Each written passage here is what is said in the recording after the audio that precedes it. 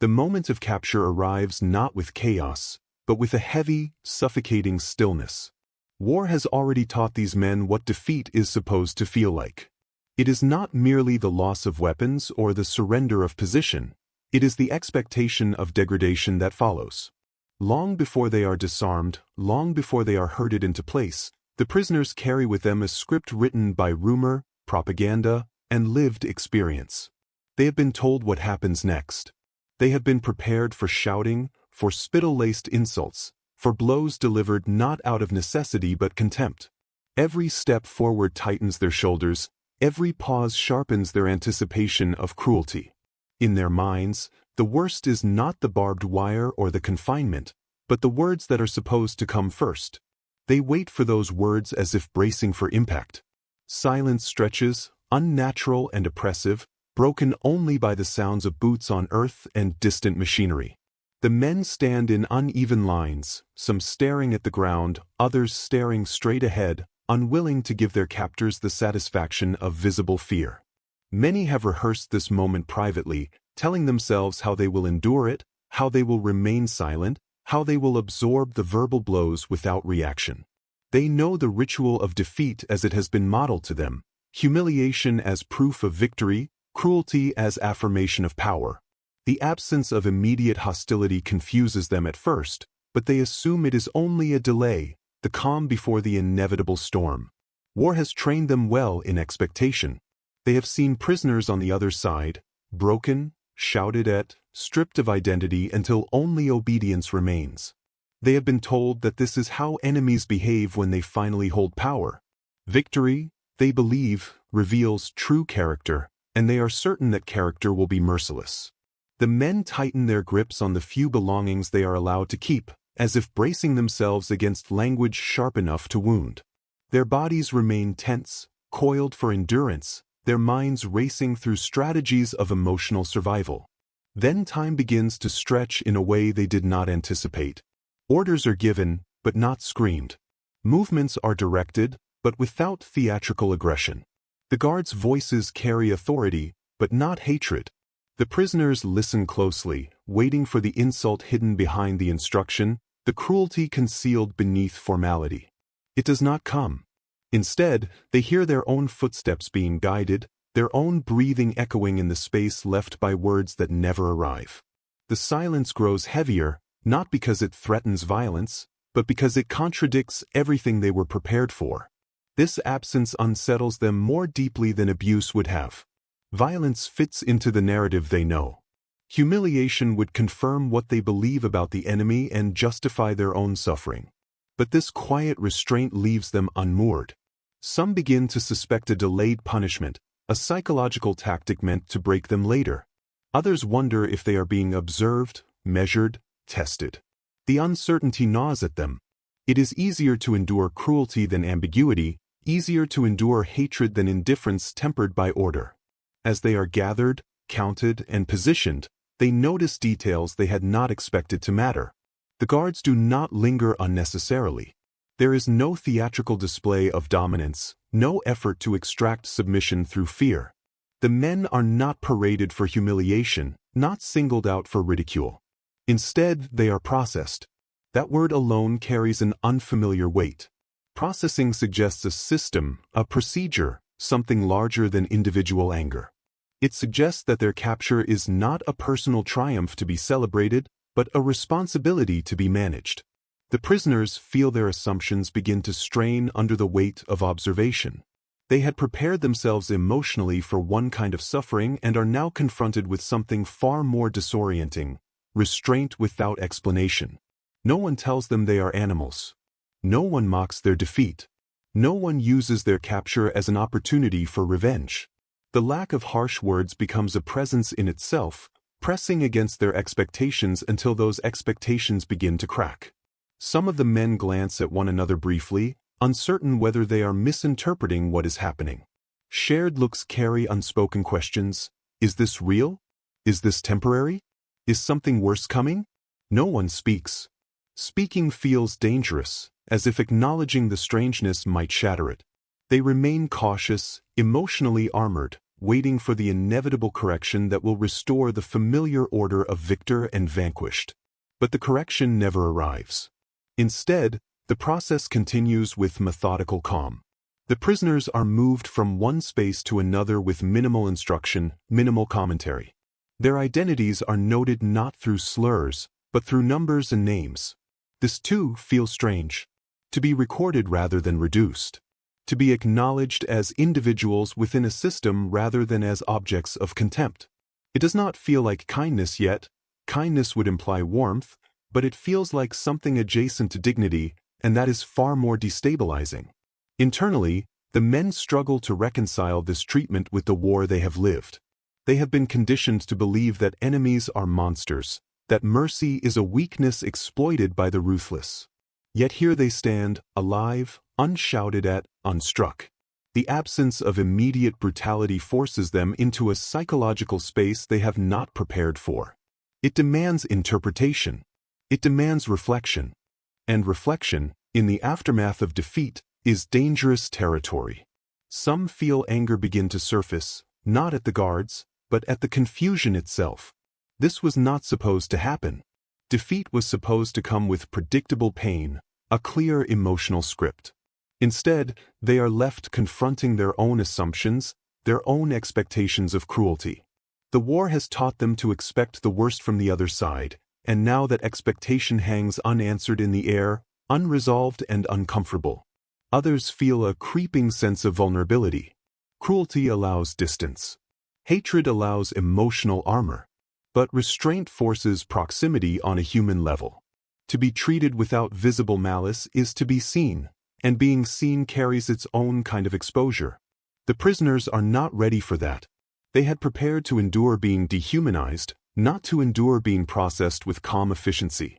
As the initial hours pass, the silence surrounding their capture becomes its own kind of statement. It is not performative. It is not dramatic. It does not announce itself. Yet it reshapes the emotional terrain entirely.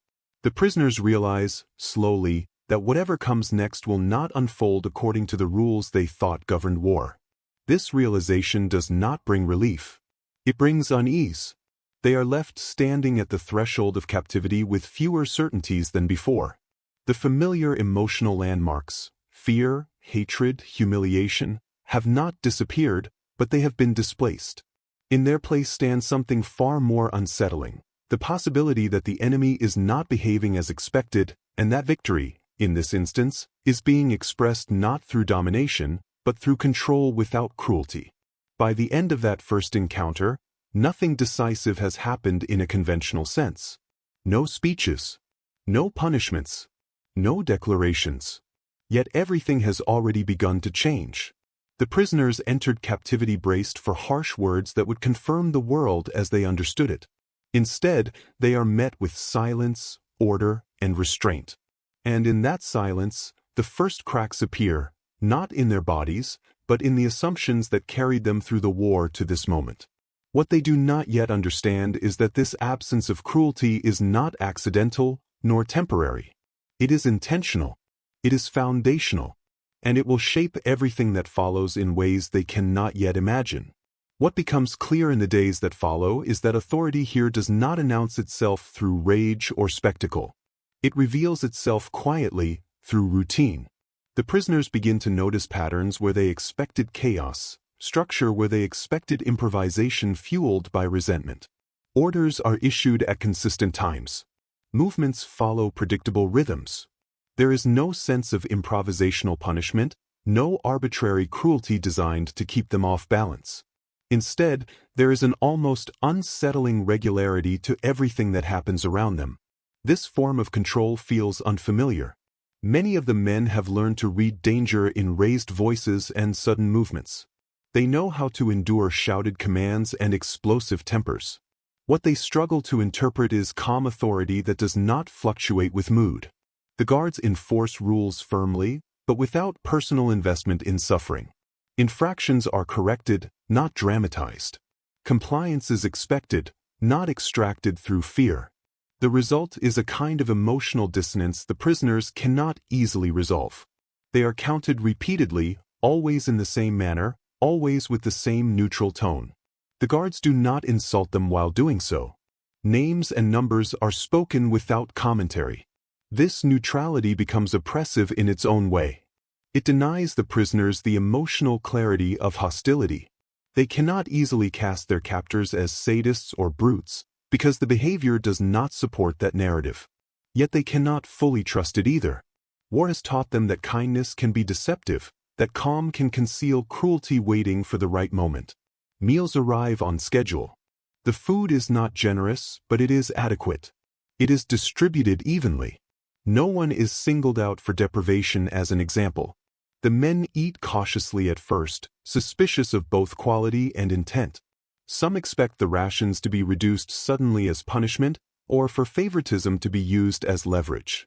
But neither happens. The routine holds. Hunger exists, but it is not weaponized. Medical checks follow. Wounds are inspected without comment. Treatment is administered efficiently, without judgment. The prisoners are not lectured about the cause of their injuries or the war that led them there. Pain is addressed as a practical problem, not a moral one. This, too, disrupts expectations. Many had braced themselves for neglect, for the idea that their suffering would be seen as deserved. Instead, their injuries are handled as matters requiring attention, no more and no less. As hours become days, the prisoners begin to realize that British authority here is not interested in emotional dominance. It does not need to prove itself through humiliation. Control is maintained through consistency. Rules are clear, and once learned, they do not change arbitrarily. This consistency removes a certain kind of fear while introducing another. When punishment is unpredictable, survival is about anticipation. When rules are stable, survival becomes about internal adjustment, about aligning oneself with a system rather than resisting it. Some of the men find this deeply unsettling. They had prepared themselves to endure abuse, not to adapt to order. Abuse would have allowed them to cling to hatred, to reinforce the moral clarity they relied on to justify their own actions in the war. Order without cruelty offers no such refuge.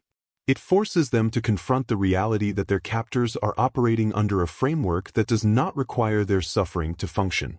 Whispers circulate quietly among the prisoners, not of escape or rebellion, but of confusion. Why are they being treated this way? Is it temporary? Is it a calculated performance for observers who are not present? Some speculate that harsher conditions will follow once the initial processing phase is complete. Others suspect psychological tactics designed to soften resistance before extracting information. Theories multiply, but none provide comfort. The behavior they observe refuses to fit neatly into familiar explanations. What begins to erode, slowly and almost imperceptibly, is the prisoners' certainty about moral hierarchy. They had been taught that strength reveals itself through domination, that enemies show their true nature once power is secured. Yet here, power appears disciplined, almost impersonal. The guards do not appear interested in revenge. They are not celebrating victory. They are executing responsibility. That distinction, subtle as it is, carries enormous psychological weight. The prisoners notice that the guards do not linger to provoke reactions. There is no pleasure taken in compliance, no satisfaction drawn from submission. Instructions are given and then the guards move on.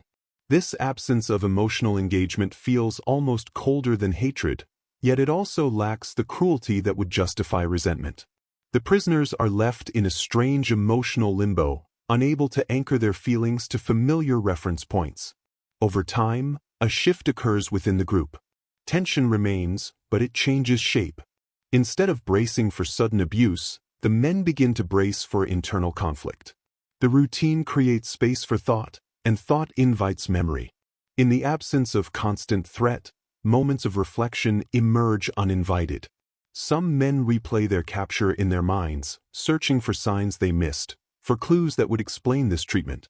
Others find themselves thinking about how they had treated prisoners under their own command, comparisons they would have preferred not to make. This is not yet remorse, but it is discomfort. The system they are now part of does not demand emotional collapse, but it quietly exposes contrast. The prisoners cannot help but notice that their captors' discipline is not fueled by rage. That realization alone challenges deeply ingrained beliefs about how war is supposed to be conducted. It suggests that brutality is not inevitable, that it is a choice rather than a requirement. Still, skepticism persists. No one fully relaxes. The men remain cautious, obeying rules not out of trust, but out of pragmatism. Yet even pragmatism begins to shift. Compliance becomes easier when it is not extracted through terror. Orders followed without humiliation carry less internal resistance. The men notice this change in themselves, and it unsettles them further. They had believed resistance was a matter of loyalty and identity. Now they discover that behavior can change simply because the environment does not demand defiance to preserve self-respect. Authority, exercised without cruelty, proves strangely effective. There are fewer incidents than expected, fewer confrontations. The guards do not need to escalate because the system itself maintains order. This effectiveness challenges another assumption, that fear is the most reliable tool of control. Here, predictability and restraint achieve what violence often fails to sustain. As this realization settles in, the prisoners begin to understand that this is not accidental kindness, nor is it improvisation. It is deliberate. It is institutional. The calm they experience is not the personality of individual guards, but the expression of a broader philosophy. That understanding deepens the impact. It means this treatment is not likely to disappear with a change of shift or circumstance. It is embedded. Emotionally, this creates a new kind of pressure. The prisoners are no longer fighting against an openly hostile force. They are navigating a system that does not confirm their worst fears, and therefore does not allow them the emotional clarity those fears provided. Hatred becomes harder to sustain without provocation. Fear becomes less immediate without threat. In the space left behind, uncertainty grows. By the end of this phase, British authority has redefined itself in the prisoners' minds, not as benevolent, but as controlled, restrained, and purposeful. That distinction matters. Compassion has not yet fully revealed itself, but the groundwork has been laid. The absence of harsh words, followed by the presence of consistent order, has begun to dismantle assumptions the prisoners carried into captivity. They are no longer simply enduring defeat. They are being forced to reinterpret it. What troubles them most is not what has happened, but what this approach suggests about power. If authority does not need cruelty to function, then cruelty elsewhere begins to look less like necessity and more like choice. That realization lingers, unresolved, as the routines continue and the prisoners quietly adjust to a captivity that feels nothing like what they were taught to expect. As the days drift on, the treatment of the prisoners continues to follow a pattern of unexpected consistency. The absence of cruelty grows more unsettling with each passing hour. The prisoners, many of whom are deeply entrenched in their own hardened views of the enemy, begin to observe and then internalize a new kind of reality, one that shifts the very foundation of their beliefs. Compassion, though not yet recognized as such, begins to reveal itself through small, deliberate actions. It is not overt, not accompanied by any speeches or emotional expressions of goodwill, but it is undeniably present. The first signs of this transformation appear in the simplest, most mundane of activities. Medical attention is provided freely and without comment. When injuries are discovered, they are treated without the usual skepticism or derision that typically accompanies captives. The wounds of battle, the broken skin, the aches and strains from days or weeks of conflict, are met with calm care rather than disdain. The prisoners, many of whom had been taught that their pain was their own responsibility to endure, are stunned by the immediate offer of care, as though their suffering matters, as though their well-being has some value. At first, the men are wary, even suspicious of this treatment. Some of them question whether it is genuine or whether it is part of some larger psychological strategy to disarm them, to break them down from within. Yet as the hours pass and the wounds are treated without charge, without expectation of gratitude, the prisoners begin to sense that this is not part of any tactical design. It is simply what is being done. In the mornings, the routine of their captivity remains unchanged.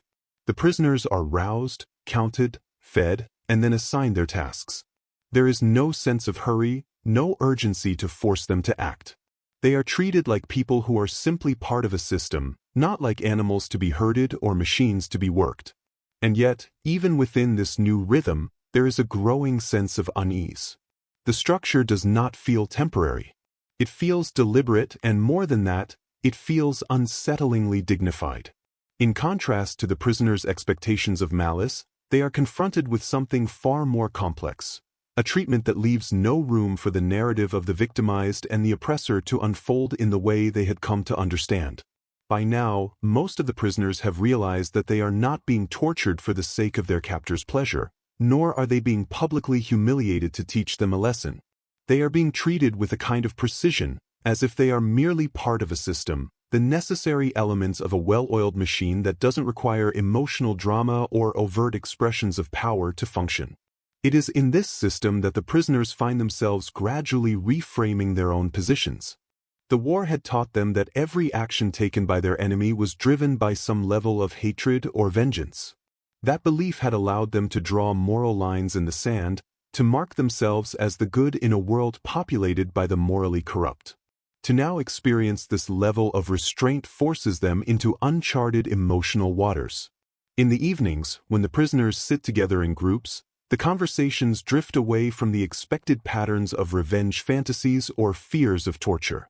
The men who had once fantasized about retaliation now find themselves discussing what they've observed, what they've experienced so far. They talk about the meals, the sleep, the medical care, the clear and consistent structure that governs their day-to-day existence.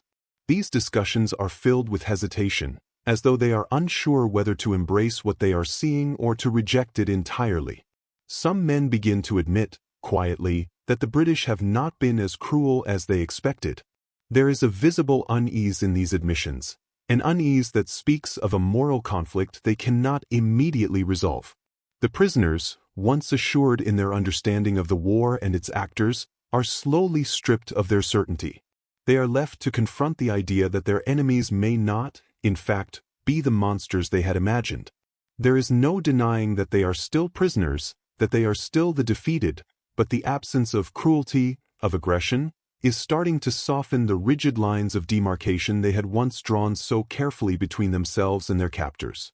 This realization unsettles them even more than their original fear. If their captors are not monsters, what does that make them? If this war is not about punishment, what is it really about? What does it mean when the enemy shows restraint, and more than that, a quiet form of care? As time stretches on, this emotional dissonance only deepens. The prisoners, still largely trapped in their own worldview, find themselves questioning their sense of identity, their place in the moral order of the world. Some of them even begin to look inward, to consider their own actions during the war. The reality that they are now the ones being treated with dignity starts to create cracks in their own understanding of themselves as noble warriors. It is no longer enough to simply see their captors as evil. They must now confront the possibility that there is a moral dimension to this conflict they never considered. The consequences of this realization are not immediate, but they are significant. The prisoners are no longer certain of who they are in relation to the enemy. They are no longer certain of how they should feel about their own defeat. Some prisoners react to this shift with resistance. The men who are most deeply entrenched in their sense of identity as victors in the war begin to find ways to resist this treatment. They refuse medical care, they break the routine, they challenge the system. This is not out of an active desire to escape. It is out of a desperate need to preserve a worldview that is quickly crumbling under the weight of their own experiences. These acts of rebellion are not violent but passive, small refusals meant to resist the erosion of a moral structure they can no longer hold onto. But for every man who clings to his old narrative of enemy brutality, there are others who are quietly adapting to the new reality. They begin to discuss it openly. There is no need for whispers anymore. They speak of the strangeness of the situation, the unexpected kindness, and gradually, the word begins to form in their minds: compassion. This word, once so foreign in the context of war, begins to take root in their minds, but it is still laced with doubt. They wonder if this kindness is genuine or if it is simply a tactic, a ploy to lower their guard and make them more compliant. Yet, as time goes on and the treatment remains the same, consistent, calm, without variation, the doubt begins to wane. They begin to accept, not just intellectually but emotionally, that compassion has, in fact, been shown to them. They start to question the very premise upon which they entered the war. Had they been wrong? Was the enemy not the embodiment of evil? Were their own actions in the war justified? This internal struggle becomes the central battle for many of the prisoners. Their physical captivity becomes less significant than the mental captivity they are now experiencing. The war was supposed to be about clear lines, good versus evil, victor versus vanquished, but now these lines are no longer so easy to define. The very foundation of their belief system has begun to crack, and that disintegration is far more painful and unsettling than anything they endured on the battlefield. The more the prisoners reflect, the more they realize that the power of their captors lies not in the physical dominance they once expected, but in the moral ambiguity they have now been forced to confront. This realization comes slowly, but it comes with undeniable force. The war was supposed to define them, to be their measure of self-worth, their validation of purpose. Now they are left to wonder if they were ever truly right to begin with. Compassion, once something they only associated with weakness, has become something they must reckon with. And as they do, they find themselves questioning not just the enemy, but their own beliefs and their place in the world. The emotional landscape they had once navigated with certainty and confidence now feels alien. They are no longer fighting against captors. They are fighting against themselves, against the very identity they had crafted for years. The impact of the prisoners' treatment continues to unfold, not in dramatic, visible moments, but in the slow, steady erosion of their once solid identities. The men who had entered captivity expecting to be broken, humiliated, and reduced to mere objects of war, now find themselves in a mental and emotional struggle they had not prepared for. The presence of calm authority and the absence of cruelty have taken root within them in a way that they cannot easily ignore. This is not just about survival anymore. It is about the deeper, more personal conflict between what they had believed about themselves and their enemies, and the uncomfortable reality of what they are experiencing. As the days pass, some prisoners begin to speak openly about the shift they feel within themselves. These conversations are initially hesitant, cautious, as if acknowledging the growing realization might somehow betray them, but the quiet transformation they are all undergoing is undeniable. There is a sense of vulnerability that accompanies this change, a vulnerability not rooted in weakness, but in the exposure of a moral code that was once certain and now feels fragile. They no longer find themselves able to cling to the idea of a clear, black and white morality. The enemy had always been painted as a villain, someone who operated out of cruelty and hate. But now, those distinctions begin to blur. They begin to ask themselves questions they had not considered before, questions that stir deep unease within them. Why have their captors treated them this way? If there is no hatred in their actions, what does that say about the war they fought? The prisoners, who had once seen themselves as the righteous side in a morally justified struggle, now feel a quiet discomfort creeping in. What were they really fighting for? What does it mean to be on the right side when your enemies show you dignity, when they treat you with a restraint you never expected and didn't know how to handle? This shift is particularly jarring for the men who had relied most heavily on their sense of identity as warriors. For them, the war had been a clear-cut narrative of honor, loyalty, and valor. It was about winning and defeating the enemy, about proving their strength through battle. But now, as they reflect on their treatment, they begin to recognize that their conception of power was flawed. They had always believed that victory was a testament to strength, that the true measure of their worth lay in their ability to impose their will upon others. To be treated with dignity by their captors is to have that belief shattered. They cannot reconcile their personal narratives with this new reality.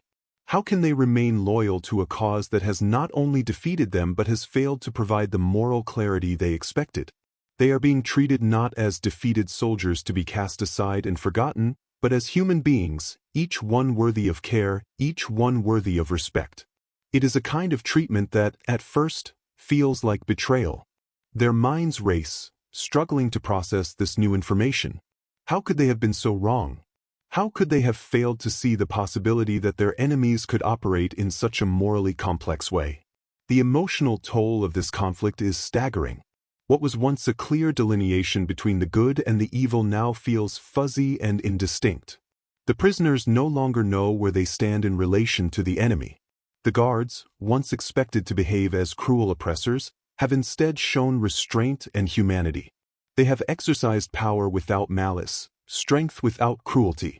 This contrast makes the prisoners' own beliefs about the war feel increasingly unstable. How could they have fought for a cause that they are now unsure about? How could they have carried out actions they are now questioning, actions they believed were justified but now feel unsure about?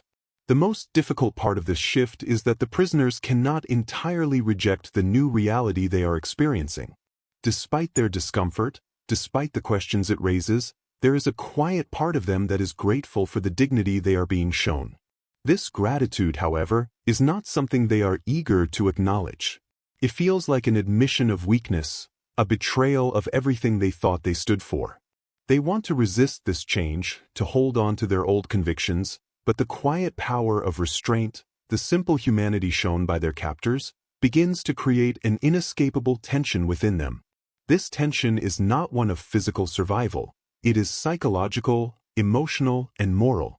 It is the tension of realizing that everything they thought they knew about right and wrong, about the nature of their enemies, and about the war itself, is suddenly in question. The realization that their captors are operating from a sense of principle, rather than cruelty, begins to affect the prisoners on a deeper level. The men who had once expected to experience the worst of human behavior are now faced with the uncomfortable possibility that not all people, even those who wage war, are governed by the same moral framework. There are no easy answers. The questions pile up, and they are questions the prisoners never thought they would have to ask. What does it mean to be an enemy in a war that no longer feels simple? What does it mean to be a prisoner when your captors are not acting out of hatred, but out of some deeper sense of duty? What does it say about the war and about you when the morality of the enemy becomes a mirror reflecting your own actions? The complexity of these realizations weighs heavily on them. As the days slip into weeks, the emotional intensity only grows. The prisoners find themselves not just negotiating their survival, but grappling with their own identities in ways they had never anticipated. They had always seen themselves as the righteous ones, the ones fighting for a cause, but now that moral certainty begins to feel like a fragile, distant memory. The line between good and evil, which had once seemed so clearly defined, is now blurred, and with it, the prisoners are forced to reconsider the very nature of the conflict they fought in. At times, these reflections become so intense that the men struggle to focus on the daily tasks required of them. They go through the motions, eating, working, following orders, but internally, they are unraveling. They find themselves questioning everything: their role in the war, their loyalty to their side, their reasons for fighting in the first place.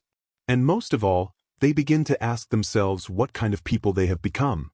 They had entered this conflict as men of conviction, as warriors for a just cause.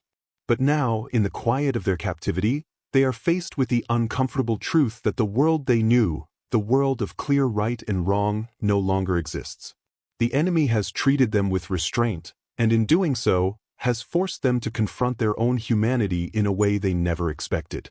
This is the ultimate moral reversal, the realization that their captors, rather than being the monsters they were expected to be, have become the mirror that reflects their own shortcomings, their own sins, and their own doubts. For many, this is the hardest part of the war. The physical defeat is one thing. It can be borne. But the emotional defeat, the unraveling of their most fundamental beliefs about the world and themselves, is something far more profound. It leaves them not just defeated, but disoriented, lost in a world where the lines between right and wrong are no longer so easy to see. They are not just prisoners of war, they are prisoners of their own changing understanding of the world. And that, in many ways, is the most difficult captivity of all. The prisoners, now deeply immersed in their prolonged captivity, find themselves caught between the visible reality of their situation and the internal struggle that rages quietly within them. The routine continues, predictable and steady, a rhythm that demands compliance but offers no comfort. Yet this constancy, which had once been a source of discomfort and unease, begins to serve a different purpose. It is no longer merely a mechanism of control. It has become a backdrop for a profound psychological transformation. The prisoners who had entered this captivity expecting to be broken through violence and degradation now find themselves facing a different kind of breakdown, one that occurs not in their bodies, but in their minds and hearts. The lack of physical cruelty has led to a subtle, almost imperceptible shift in their perception of both themselves and their captors. The guards, who had once been imagined as monsters, are now seen as men of principle, not of blind rage. The prisoners begin to see that their captors are not acting out of revenge, but out of a sense of duty and restraint. The nature of authority within this camp is not cruel, but calm and orderly. This realization begins to chip away at the prisoners' long-held assumptions about war, about victory, and about the people who wage it. They had believed that war was a matter of domination, of overwhelming force, but the reality they are living in now challenges that belief. The enemy has treated them with dignity, offering them food, shelter, and medical care without judgment. They begin to see that this war is not as simple as they once thought. The lines between good and evil, victor and vanquished, are no longer so clear. As the days continue to pass, the emotional weight of this realization presses down on the prisoners. They are not just struggling to survive their captivity, they are struggling to make sense of the moral landscape that has shifted beneath them. The absence of cruelty leaves them adrift, unsure of what to hold on to. For the first time, they are forced to confront the possibility that they had been wrong all along. The enemy was not the monster they had been taught to fear. Instead, they had been treated as human beings, with care and respect, even in defeat. This revelation is not one that comes easily. It is not something the prisoners can simply accept. They are conflicted, torn between their old sense of identity and the new reality they are facing. There is a deep discomfort in realizing that the enemy has acted in ways that challenge their very understanding of what war is about. For some of the prisoners, this new reality creates a sense of guilt, a gnawing feeling that perhaps they have been part of something far more complicated than they had understood. They begin to think about their own actions during the war, how they fought, how they treated prisoners, how they justified their own violence. In the stillness of their captivity, they cannot avoid the uncomfortable thought that perhaps they, too, were once perpetrators of cruelty, acting in the name of a cause that now seems less just than it once did. This introspection is painful. It forces them to acknowledge that their actions, their beliefs, and their sense of righteousness may have been rooted in something flawed. The moral clarity they had once felt, the sense that they were on the right side of history, begins to erode, replaced by an overwhelming sense of uncertainty. But it is not just guilt that the prisoners feel. There is also a sense of gratitude that begins to take root, though it is difficult for them to admit. They had expected to be treated with contempt, to be crushed under the weight of their defeat. Instead, they are given food, care, and shelter. They are not humiliated but treated with respect. This treatment, though not motivated by love, is motivated by something equally powerful, an adherence to principle. It is this principle, this adherence to duty and restraint, that begins to affect the prisoners more than they realize. They are no longer just passive recipients of care. They are beginning to recognize the power of the system that has been established around them.